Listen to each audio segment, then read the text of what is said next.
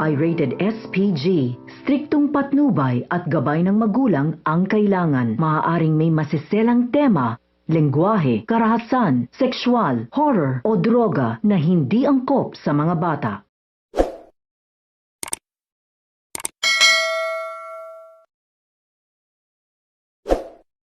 Huli na nga sa akto ni Jobert sina Paulo at Thea na may ginagawang milagro at nabidyohan niya pa ito. Pero naiwala ang kanyang telepono habang ito ay nagmamadaling tumakbo dahil isusumbong niya umano ang mga ito sa kanyang ate Marge.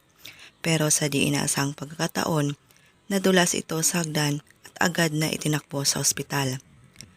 Kaabang-abang na po ang mga eksena na ating aabangan dahil malalaman na nga ni Marge at Edward ang panluloko ng dalawa sa pamamagitan ng video na nasa telepono ni Jobert. Sasabog nga ang galit ng mga pinagtaksilan.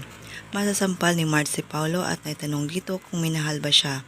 Si Edward naman ay binugbog ng sobra si Paulo dahil hindi siya makapaniwala na kinabit niya pa ang kanyang asawa. Ano na kaya ngayon ang mangyayari sa pamilyang Torrecampo? Mapapatawad pa kaya ni Marge at Edward ang mataksil na asawa? Abangan!